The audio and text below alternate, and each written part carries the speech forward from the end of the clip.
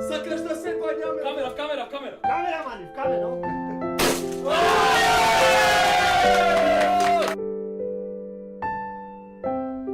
Карпол, дека ќе се крени, вау, ќе има прегледи по милион, по 2 милион. Зошто Ритко и Лазаров се скара? Како започна нивното пријателство?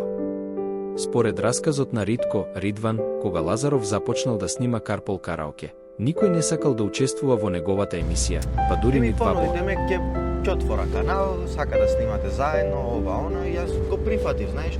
Јас сакам да пријателски. Да, пријателски, сакам да живеам со секој еден, сакам да му пружам рака и на многу луѓе сум пружил рака, не само на Лазаров.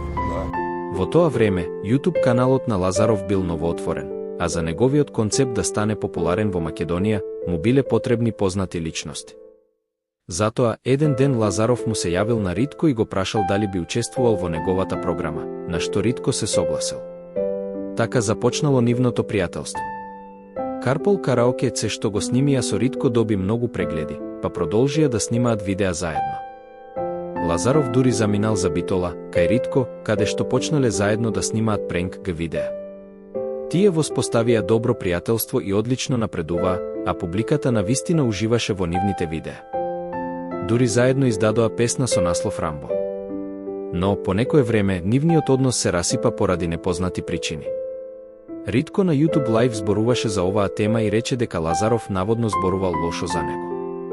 Лазаров, пак, одговори дека тоа не е вистина и дека Ритко лаже. Тука започнаа проблемите.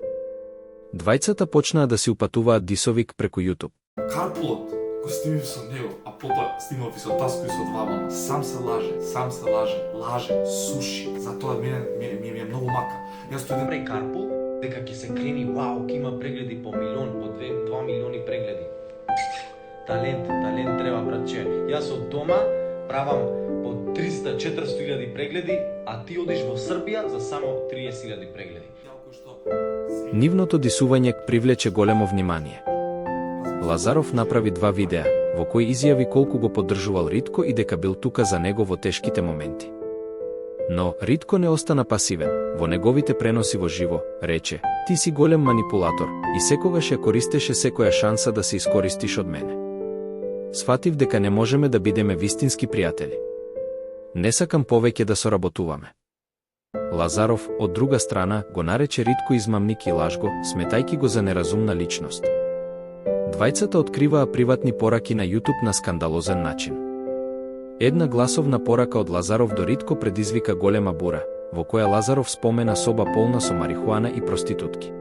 Пазливо, значи беше пијан, направен факт ап, ми се јави во 6 сабајле и ми викаше: "Брат, јас те сакам, брат, како брат, никој не ми даде поддршка како ти што ми даде, сите дури ги барав за Карпол, 2 бона, и сите други, Таско сум ги барав за Карпол, никој не ми креваше, брат, ти ми даде шанса, овде сум, брат, со екипата, нашмркан сум бело, не ми замериш, брат, може ти сметам, може си спиел, извини ако те разбудив." Во своето видео, Лазаров сподели Facebook пораки, тврдејќи дека Ритко имал проблематична врска со една девојка и му била поднесена тужба, како и дека му помогнал во неговата судска постапка. Резултат, тие ги разделија своите патишта и веќе не соработуваат, но од време на време се задеваат и објавуваат провокации еден за друг. Кој е во право, а кој не, оставете да одлучите самите. Вашите мислења ги очекуваме во коментарите. Доколку сакате повеќе видеа на оваа тема, ставете лајк и оставете коментар. Ви благодариме што гледавте.